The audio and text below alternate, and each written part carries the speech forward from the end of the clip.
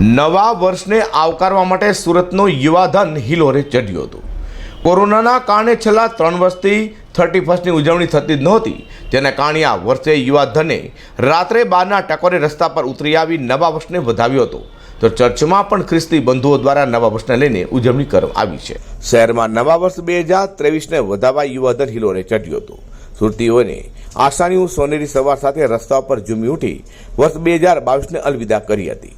વર્ષ 2022ને વિદાય આપવા અને નવા વર્ષ 2023ને આવકારવા માટે સુરતના ડુમ્મસ રોડ પરના ગૌરવપથ, વીઆઈપી રોડ અને વાય જંકશન પર યુવકો અને યુવતીના ટોળાઓ રંગબેરંગી પરિધાનમાં ઉમટી પડ્યા હતા। આ ઉપરાંત અઠવાલાયક ડુમ્મસ રોડ સુધી મોડી રાત સુધી નવા વર્ષની ઉજવણી માહોલ જામ્યો હતો અને નવા વર્ષના આગમનની શુભેચ્છાઓ પણ પાઠવી હતી। તો ખ્રિસ્તી બંધુઓ દ્વારા રાત્રે 12ના ટકોરે ચર્ચમાં જે પ્રાર્થના કરી હતી અને એકબીજાને નવા વર્ષની શુભકામનાઓ પણ પાઠવી છે।